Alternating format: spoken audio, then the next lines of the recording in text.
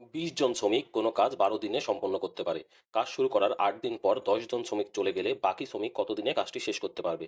আগে আমরা এই অঙ্কগুলো ঐকিক নিয়মে করতাম। তবে এখন আমরা এই যে শ্রমিক চলে যাওয়া মানে কিছুদিন কাজ করার পরে চলে গেছে এরকম অঙ্কগুলো আমরা এই নিয়মে করলে সহজ হবে। তাহলে নিয়মটা দেখি। নিয়মটা হচ্ছে আমাদের এখানে একই পরিমাণ কাজ করা হয়েছে। তার মানে আগে যে কাজ করা হয়েছে পরেও সেই কাজ করা হয়েছে। তাহলে কাজ সমান কাজ। তার মানে আগে কাজটা শেষ করেছে কতজন? 20 জন শ্রমিক। কয় দিনে? 12 দিনে।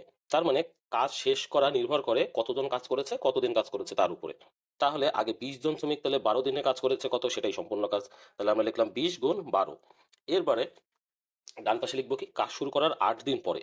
তার মানে কতদিন পরে 10 জন শ্রমিক আছে? 8 দিন পরে। তার মানে এই 8 দিন কাজ করেছে কে? 8 দিন কাজ করেছে ওই 20 জনই শ্রমিক। তার মানে 20 গুণ 8 লিখলাম। এবার বলেছে 10 জন শ্রমিক চলে যায়। তাহলে 10 জন শ্রমিক চলে গেলে থাকে কত? আগে ছিল 20 জন, এখন 10 জন চলে গেছে, থাকে আর 10 জন, এই 10। এই 10 জন বাকি কাজ কত দিনে শেষ করতে পারবে? ধরি বাকি কাজ ডি দিনে শেষ করতে পারবে, তার মানে 10 গুণ ডি। তাহলে এইবার হিসাবের সুবিধার জন্য আমরা আগে গুণ করব না, গুণ না করে যেহেতু উভয় মানে 20 আছে, তার মানে এটাকে আমরা বাম পাশে নিয়ে আসলাম। এই 20 গুণ 8টাকে আমরা বাম পাশে নিয়ে আসলাম। নিয়ে আসার পর এখান থেকে আমরা 20 কমন নিলাম, থাকে হচ্ছে 12 মাইনাস 8, এ পাশে থাকে 10 ডি। তাহলে 20 থাকে, 12 থেকে 8 বিয়োগ করলে থাকে 4, এ পাশে থাকে 10 ডি। এই 10 দিয়ে যদি আমরা 20কে কাটি 2 পাই, 4 দুগুণী 8 দিনই হচ্ছে আমাদের উত্তর।